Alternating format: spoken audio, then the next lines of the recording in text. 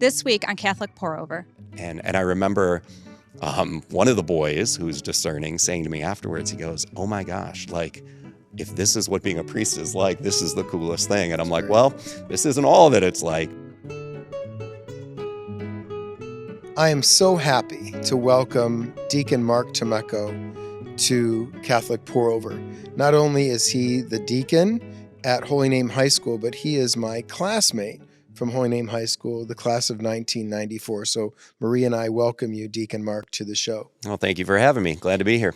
If you haven't noticed, the subtitle of our show is What's Percolating in the Land and Beyond.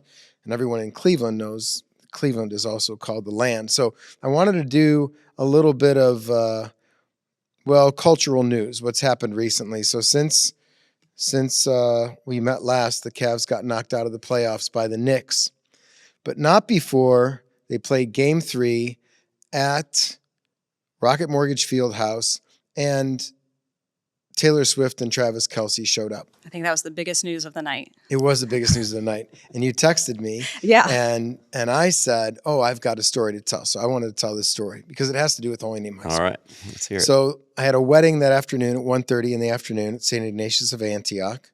And then I had confessions at 3, vigil mass at 4:30. There was a couple there who I married 17 years ago, girls in my youth group, went out with her and her family after. So it's a little after 7 o'clock. And I'm heading down to Brunswick to hang out with some Holy Name folks to watch the Cavs game. I take a left, heading southbound on East 9th, driving in my little Faith and Reason mobile. And in the distance, I see a motorcycle cop with his flashers on. And he's back by like Lakeside. So I'm like, he's far back. But he's coming up kind of quickly. I said, I'll keep driving until he gets close enough where I know I need to pull over. And then, of course, another cop pulls up. So it's like Chips, the old TV show. So I'm like, I better pull over. So I pull over, and these 2 police officers pass me by, followed by 2 black Cadillac Escalades. So I just jump behind them, make my way all the way up East 9th. They pull off to go to the arena. I get on the highway. When I get down to my friend's house on Junior Parkway, turn on the TV, and lo and behold, it's Travis and Taylor. And I think that I was behind them. So in some weird way, I offered them a little bit of an escort. I was in front of them, and then I was behind them. And I did text one of my police officer friends who is a motorcycle cop, and I said, I think this is what happened. He said it was either them or the commissioner or the owner of the team. But it was after 7. The game was at 8. They would have already been in the house. So I'm pretty convinced, like 99.9%, that Travis and Taylor were there. But if it was them, are you suggesting that they were driving in separate cars? Well, I think they had a little entourage because they did have their security guard with them, who sat behind them at the game. I didn't know that was him, but then I watched after. And not only that, but then just yesterday, when we're recording this show, it was released that the news was released that Travis is a partial owner of the Guardians now. Yeah. So what do you guys think about that? Well, I would say first, I think it does a lot to build, excitement about the sports in Cleveland, and that some big name athlete grew up in Cleveland is investing back into the city that he grew up in, and he's bringing his soon-to-be wife along with him, who's very popular. Yeah, I think anytime you have a guy from here who still loves it here, he's proud of our teams, he's proud of our city, I think it's always a good thing. Agree. And that's also your story, Deacon Mark Tomecko, because you and I graduated from Holy Name High School together. I always thought if anybody's going to be a priest in our class, it would have been you. It certainly wasn't supposed to be me, except it was, because that's who the Lord called, and He called you too. But you wound up coming back home too. Mm-hmm. So I was hoping today you can tell us a little bit about how this happened, your vocation, and what ministry looks like at Holy Name today. Yeah, well, that's a lot of stuff. So I think you know this, but my first teaching job was at Holy Name. So out of college, where'd you go to college? BW. Okay, you're a B. I'm a B. Yellow Jacket. Yellow Jacket. All right, same thing. It's a difference. They both sting. So yeah, that was my first teaching job. I technically replaced Sister Therese Marie in the history department. Oh, did she like you? Yeah, yeah. She did we not got like him. Oh, okay. I think she did. I think She she probably was did. Everybody happy to did. see me come in, and she was retiring that year. And I taught there for 3 years, and then I left and went to public school. And I try to think about, like, why did I leave? And if I'm honest, I was young, wanting to start a family. The lure of a better salary was there. Sure. But I think part of it was I loved the school so much, and I had this high expectation of our students that if a student didn't live up to those expectations, it was personal. My wife would always point out that when I was at Holy Name, it was always, I'm going up to school. I have to go to school tomorrow. And then when I left and went to public school, subtly that changed to work. And, and Kevin Onko and I, another great teacher, we were hired together, same year. Class of And 91. Class of 91, great guy, Mr. Holy Name. Number I think. 88 when he played football. You remember that. I Wow. do. But we were hired together. Now he's still there, and he expresses the same thing, just that love of the school was so great. So, in God's divine wisdom, I walked away, was away for 22 years. And then a couple years ago, actually more than a couple of years ago, something about teaching, something about public school just wasn't fitting right with me. It was very hard to put my finger on it, but I knew I just wasn't where I needed to be. And I think part of that was being in diaconate formation, knowing that God was working in my life, calling me to something else. And, I tried to figure out, what does a Catholic deacon look like in a public school? And God was showing me some things. But the best part of the story is I was ordained on May 4th of 2024. I discovered this position at Holy Name on May 2nd. Wow. And on May 3rd, that day before ordination, I applied. That's when I sent in all my paperwork and everything. And, the rest just came to be. So great to be back, as you can attest. I love the place. I think it's the best kept secret in the diocese. It's uniquely special, and glad to be there. So before we talk a little bit more about Holy Name, I'd like to hear more about your diaconate story. So like you were a teacher, family, and then how was your call to diaconate? How did you discover it or discern it? Yeah, there's a long version of that story. I know we don't have time for all of that, so I'll try to do the condensed version. But honestly, the word deacon was not in my vocabulary. I never once thought to myself, like, well, that'd be cool. There's a deacon at my parish, Deacon Paul Kipstool, who I got to know through a few things. Our men's renewal program, we do a Saturday morning Bible study together, and got to know him. And never once did I look at him and say, yeah, maybe that's what I'm called to do. But one day after breakfast, he sat me down. This was in 2016. And he said, have you ever thought about becoming a deacon? And I said, no, I've never thought about that at all. And he said, well, you should think about it. And he goes, I want you to pray about it. And then I famously said, I want you to talk to your wife about it. And he didn't pester me, but about 2 months later, he said, so did you talk to Denise about it? And I said, no, I haven't. And he called me a chicken. Oh. And, nobody calls me a chicken, right? I'm going to be a deacon now. Yeah. But started to have those conversations. I recall her saying, like, yes, I see that, or yes, I've thought about that too. She now claims that she didn't, but in the next calendar year, 5 or 6 different people, including one I had never met. I mean, we're literally talking, she was the grandmother of a boy that I knew from Scouts, and I just happened to stop over at their family house and met Grandma, 5-10-minute conversation, and she said, have you ever considered becoming a deacon? And that's when I'm like, all right, Lord, you're obviously saying something to me, so I need to explore this. And it takes time, as you know. Sure. Discernment is not a quick process, but loved every minute of formation and have absolutely loved every part of being a deacon. I think it's such a great gift that God has given me. So when you were going through formation, what did you have in mind that you would do? Be back at St. Francis Xavier, Medina? That would be your primary assignment? Yeah, you didn't have Holy Name on the radar at all, huh? Always envisioned myself being very much a parish deacon. I remember thinking, too, that I would not in any way do anything with youth ministry. I'm like, I am with high school kids all day, been doing this for 25 years. I really don't want anything to do with youth. I'm like, certainly teaching, I feel like that's a charism. So I thought I'll do adult for, OCIA, Sure. love OCIA, things like that. And then the funny thing was my final year of formation, we get assigned to a parish every year, kind of like a field assignment. And our final year, Deacon George, the director of formation, said, if you have preferences, if there's a type of parish you want to be in. And I was originally thinking like maybe an urban parish, maybe something in Akron, would like to have that experience. And I'm driving to work, and I taught at Green High School, and I'm driving to work one morning praying, and all of a sudden it hit me, what if you were at Queen of Heaven, the parish in Green? What if you spent a year there, let the kids that you teach see you in this new role? And so I ran it by George. He goes, I think that's a great idea. Let me check. And then when I got there and the pastor said, well, what do you want to do? I said, well, honestly, I'm like, I should probably do some youth ministry. I'm like, I want to interact with my students in a different way. And this is the one thing I've avoided for 5 years. So, do what scares you. And I loved it. And there was something about being able to talk faith, share faith with students, which as a public school teacher, your hands are very tied.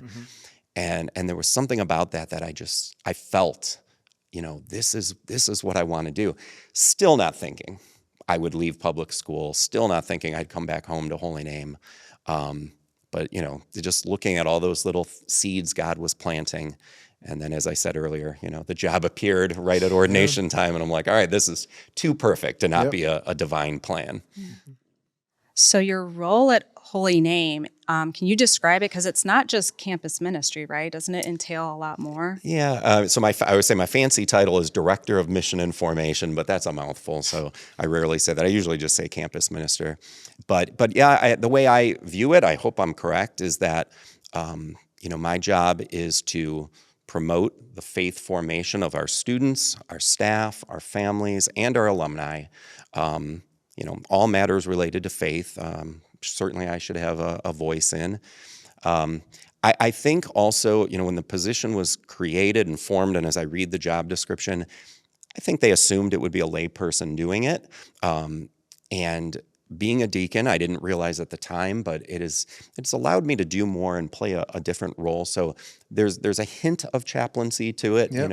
One of my favorite things, it's usually not a good thing in the moment, but when a student comes into my office and they need to talk, usually because they're going through a difficult time, and they see that I'm there, in that role and can provide some spiritual guidance. So that's a big part of it, which has been great. Now, where did you go to grade school? St. Francis de Sales in Parma, In the Parma. Parma version. Oh, okay, Parma cool. version, yeah. And Maria, you were at St. Rocco's. St. Rocco. And then you were at Beaumont for Beaumont. high school, and then we were at Holy Name. So when we were at Holy Name, we had a full-time priest who was assigned as chaplain there, Father Krisner. And it's interesting because when I was in seminary, what I thought I'd do would be a high school chaplain, because that's what I knew, you know what I mean? Yeah. So it's funny, a lot of times you're doing the Lord's work when you wind up doing something you never would have thought for yourself, but it's giving you great life. You know what I mean? Yeah. Like, never would have thought we'd be doing a podcast, No. but here we are.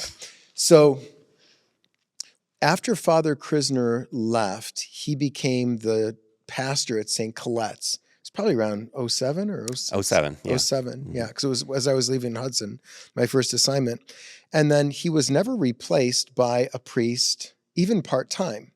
And that was the case. And the school was doing well, but there was a longing for a clerical or priestly presence there. So when Bishop Malesic came to Cleveland, one of the things that he looked at was his 5 diocesan schools. So Elyria Catholic, Holy Name, Lake Catholic, VASJ, and Central Catholic. And he wanted to put a priest in there, at least part-time. And then these positions of, what is it, mission and identity? Or mission and formation. Mission and formation. I've heard mission and identity. But identity has something to do with it too. So this is like a new way of being for these Catholic high schools. So how is it for you? Because we had the same experience where we had a priest there full time.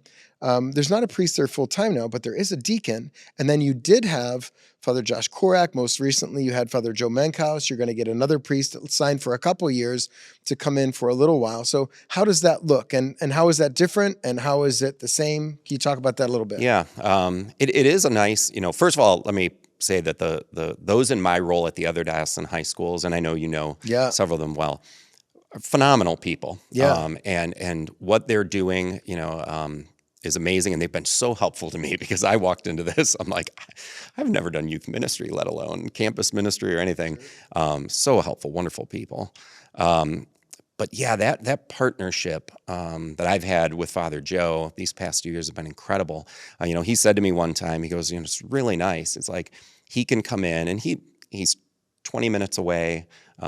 He really doesn't have the time he'd like to have to be at Holy Name, but he's there for a couple hours, 3 hours on a Wednesday morning to celebrate Mass first and foremost, hear confessions, and then whatever else is needed. But he can focus on the sacramental, and then there's things that you might want a priest there for that I can kind of fill in to a degree, and that's been really, really helpful. And I'll say though, I don't replace him or the priest. Father Joe is special, wonderful, wonderful young priest. I often joke that I think he was assigned there when I came in for me more than for the kids, because first couple of months he needed to talk me off some ledges.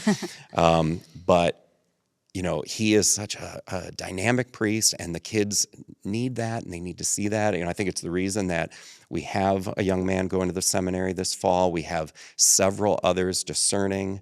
I think he has just shown them what the priesthood really is and can be. His joy in ministry, and let's be honest, he's a cool guy. Yeah. One of my favorite things this year was this was back in March. We had him come in, and he kind of gave his vocation talk. He did this at a Theology on the Rocks event that I saw. And I remember thinking, he's got to do this at Holy Name. So he came in and told his story, how he ultimately entered the priesthood. But it was all set to music. So every few minutes, he's relating to a song.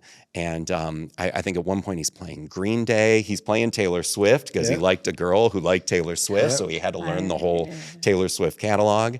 And, the kids loved it. And I remember one of the boys who's discerning saying to me afterwards, he goes, oh my gosh, if this is what being a priest is like, this is the coolest thing. And I'm like, well, this isn't all that it's like, but certainly, there is this side of it. So, that I think that combination, we'd love to have a full-time chaplain in there all the time, but I think this model seems to be working.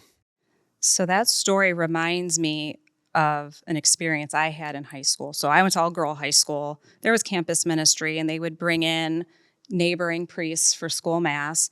And there was this one mass. I don't remember what it was for, but the priest was very energetic, lots of personality. He gave his homily, but he related it to, so I grew up with NSYNC and the Backstreet Boys.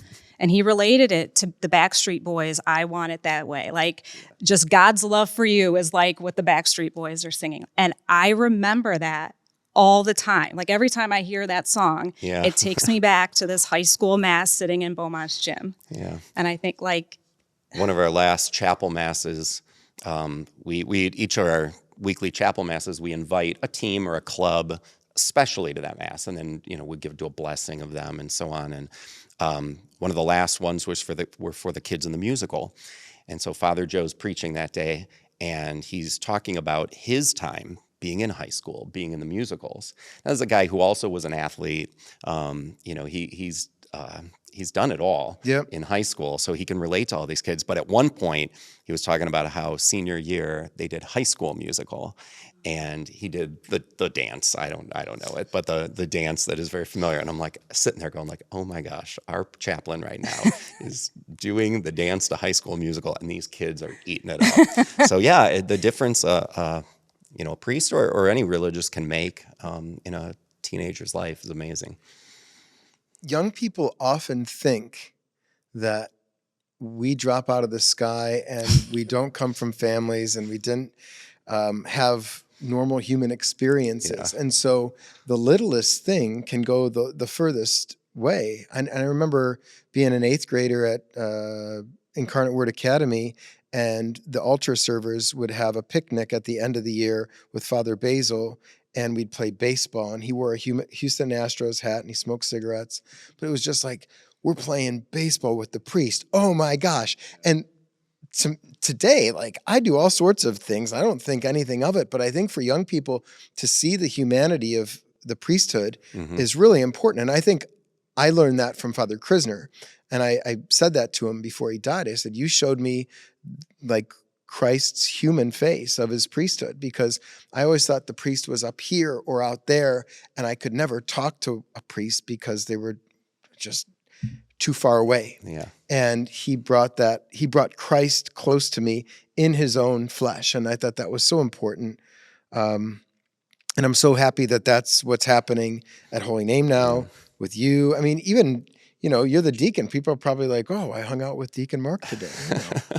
I don't know about that, but it is interesting too. I'm like, I doubt there's a high school in the diocese where kids understand the diaconate as well as Holy Name kids do, because usually the juniors will come in and I'll talk about vocations and what is a deacon and what does a deacon do and how's that different from a priest and so on. And I wonder if 20, 30 years from now we'll see a surge of vocations to the diaconate from Holy Name alum. Yeah. Who knows? Hopefully I'm not scaring them away from it, but yeah. So I have a daughter at Holy Name. Yes, you do. She's about to enter her senior year. She had her last final, I think, yesterday. So she's done for the summer. And I think as a parent, seeing what is going on at Holy Name and all kind of, to me, new things that you've started is very encouraging, because you can see the integration of the faith and just their daily school lives and academics. But one of the things that impressed me the most this year was what you did during Holy Week on the Wednesday. Yeah. And I saw it in your newsletter, and I waited, and my daughter was like, Mom, do you want to go to this? I'm like, yes, let's go. Like, I try not to push things. And it was the most beautiful mass and all-night adoration. Like, it was standing room only. Like, I'm glad we got there early enough to get a seat. And just the kids, the music, the altar servers, and it was beautiful. So thank you for offering that. And well, and on one hand, like, it's not me, it's the position, that there's someone there who can facilitate these things, right? But a lot of that came from our students. We have some really special kids who are seeing an opportunity, right? They realize I don't say no to a lot of things, Good for you. If they're like, hey, we should do this, I'm like, yeah, let's do that. Let's see how we can make it happen. And last year on Holy Wednesday night, last day of school before the Triduum, we watched the Passion of the Christ in the chapel, and then we ended with a period of adoration. And I'm like, all right, what are we going to do this year? We could do the same thing. I go, another night of adoration. And a graduating senior, Lincoln, said, let's do a Spy Wednesday Mass at night. And I'm like, all right, that's cool. I'm like, that could be good. And then he goes, let's do a candlelit Mass. And I'm like, all right. I'm like, we can do that. And he goes, let's do a whole night of adoration. And I'm like, all right. I'm like, I think I can do that. I'm getting old, but I'm like, I think I can pull it off. And it really was cool. We had every hour something different. Prayed the rosary 1 hour, Stations of the Cross, different hours. We had praise and worship music during one of those hours led by our students. Really cool. I think the 2 o'clock hour, 3 o'clock hour might have been the lowest, but we still had 10 people in the chapel. That was really cool. So I'm glad. And then I've had a number of kids saying, we're doing that again next year. I'm like, yeah, but now we got to take it up a notch. So yeah, you might need bigger space. We'll see. Yeah. We'll see what we can do.